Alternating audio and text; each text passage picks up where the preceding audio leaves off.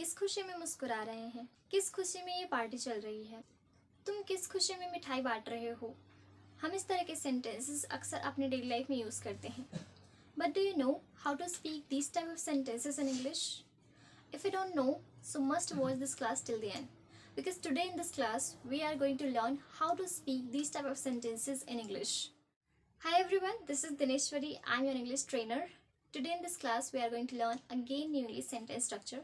So this class is going to be very interesting. So let's begin this class. So आज के class के हमारे sentences हैं कुछ इस तरह के sentences जिसमें हम लोग बोलते हैं कि आप किस खुशी में मुस्कुरा रहे हैं, यानी कि हम किसी से सवाल पूछते हैं कि आप किस खुशी में मुस्कुरा रहे हैं, या फिर किस खुशी में ये पार्टी चल रही है, आप किस खुशी में मिठाई बांट रहे हैं। इस तरह के सेंटेंसेस अक्सर हम किसी न किसी से पूछते हैं, राइट। वो किस खुशी में वहाँ जा रहा है, तुम किस खुशी में नाच रहे हो। इस तरह के सेंटेंसेस को हम इंग्लिश में कैसे बोल सकते हैं, इस तरह के सेंटेंसेस को इंग्लिश में कैसे बोल सकते हैं, ये आज के क्लास में हम लोग देखने वाले हैं with structure. Okay, so structure हम लोग सबसे पहले देखेंगे, उसके बाद सेंटेंसेस को वन बाय वन डील करेंगे। So let's see the structure. So इस तरह के सेंटेंसेस को बनाने का स्ट्रक्चर होता है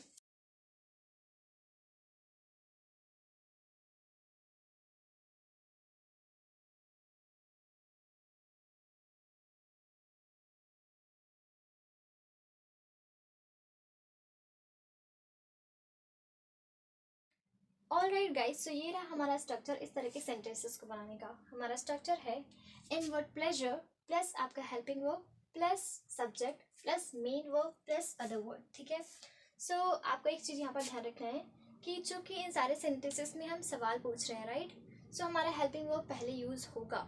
ठीक है, देन उसके बाद मेन वर्ब बाद में आएगा, सब्जेक्ट के बाद में। सो हम यहाँ पर क्या बात कर रहे हैं कि किस खुशी में, राइट, किस खुशी में, इसके लिए हमने क्या यूज़ किया है सबसे पहले जान लेते हैं। सो किस खुशी में, इसके लिए हमने यूज़ किया है इन व्हाट प्लेजर। ठीक है, एंड उसके बाद जो भी हमारा हेल्पिंग वर्ब होगा, देन उसके बाद सब्जेक्ट, जो भी सब्जेक्ट, जिस भी सब्जेक्ट के बारे में हम बात कर रहे हैं, देन उसके बाद जो भी मेन वर्ब, जैसे कि यहाँ पर मुस्कुराना, ठीक है, यहाँ पर बांटना, हमें मेन वर्ब का यूज़ करना है। देन उसके बाद जो भी अदर वर्ड होगा उसे लिखना है। ठीक है, सो चलिए हमारा पहला सेंटेंस देख लेते हैं। आप किस खुशी में मुस्कुरा रहे हैं।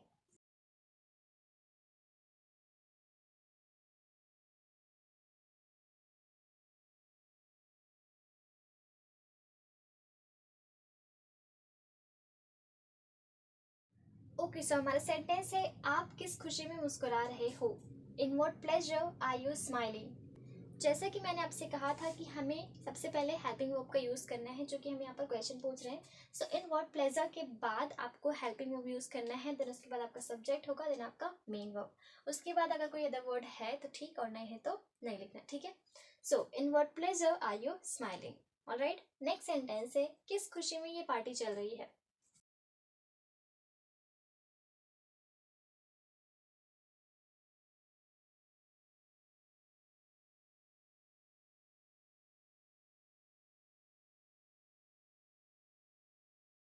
किस खुशी में ये पार्टी चल रही है। In what pleasure is this party going on.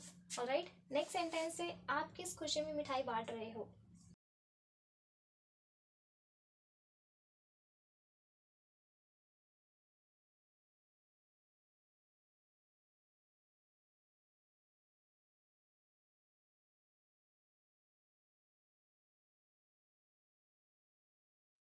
Okay, सो हमारा नेक्स्ट सेंटेंस है आप किस खुशी में मिठाई बांट रहे हो। In what pleasure are you distributing the sweets. Okay, next sentence है वो किस खुशी में वहां जा रहा है।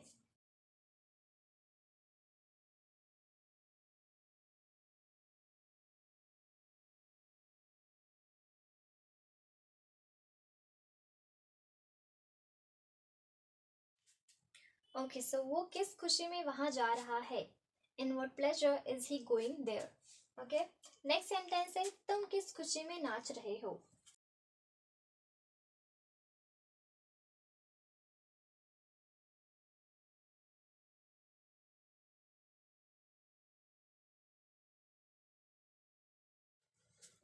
ओके, सो तुम किस खुशी में नाच रहे हो। In what pleasure are you dancing. Now let's read all the sentences once again. पहला सेंटेंस है आप किस खुशी में मुस्कुरा रहे हो।